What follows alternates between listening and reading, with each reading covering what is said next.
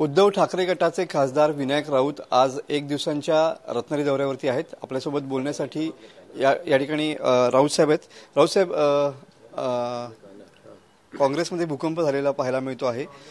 अशोक चव्हाणांनी आपल्या पदाचा राजीनामा दिलेला आहे, आमदारकीचा राजीनामा दिलेला आहे आणि ते आजच भाजपमध्ये प्रवेश करण्याच्या तयारीमध्ये आहेत। बघा, ज्यांच्या घरामध्ये ज्यांचे वडील मुख्यमंत्री झाले, ज्यांचे वडील केंद्रीय मंत्री झाले, ज्यांना दोन वेळा महाराष्ट्राचं मुख्यमंत्रीपद लाभलं, अशांना भाजपवासी व्हावं लागतंय। याच्या पाठीमागे जे काही कपट राजकीय नीती जी चाललेली आहे सध्याच्या राज्यकर्त्यांकडून ती दिसून येते। अशोकराव चव्हाणांना वेगवेगळ्या षडयंत्रामध्ये पुन्हा एकदा फसवण्याचं कारस्थान झाल्यानंतर तुरुंगापासून वाचण्यासाठी भाजपवासी व्हायचं असं काही जणांनी ठरवलं। त्याच्यामध्ये अशोकराव चव्हाण आहेत। ते अशोकराव चव्हाण यांच्यासोबत काही आमदार काँग्रेसचे हे भाजपच्या संपर्कामध्ये आहेत असं सांगितलं जात आहे।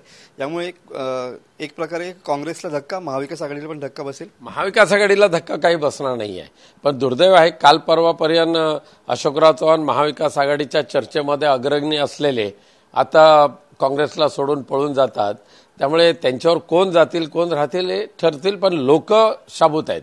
जाणारे जातील, पण आजही गद्दारांबरोबर लोकमानस नाहीये, लोक जनतेचं सहकार्य नाहीये।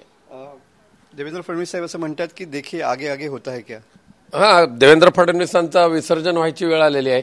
एका बाजूला अजित पवार, दुसऱ्या बाजूला एकनाथ शिंदे, तिसऱ्या बाजूला अशोकराव चव्हाण, आणि त्यामुळे देवेंद्र फडणवीसचा सँडविच काय त्यांची कचोरीच झालेली आहे। साहेब, पहिल्यांदा शिवसेना, नंतर शरद पवार, नंतर आता काँग्रेसचा गट, असे 3 गट फोडण्यामध्ये भाजप यशस्वी होताना पाहायला मिळते। यशस्वी नाही, ही त्यांचं कपट राजकारणातली घाणेरडी वृत्ती आहे।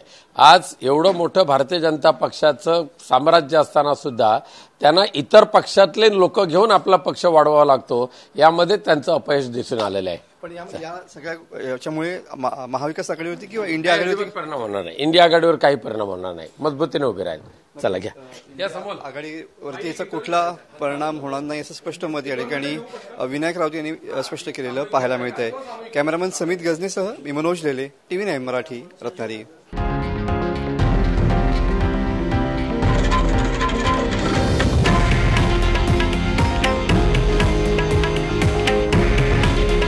हे आहे देशातील नंबर 1 न्यूज नेटवर्क आणि आपण पाहत आहात TV9 मराठी। काळजी तुमची, हित महाराष्ट्राचं।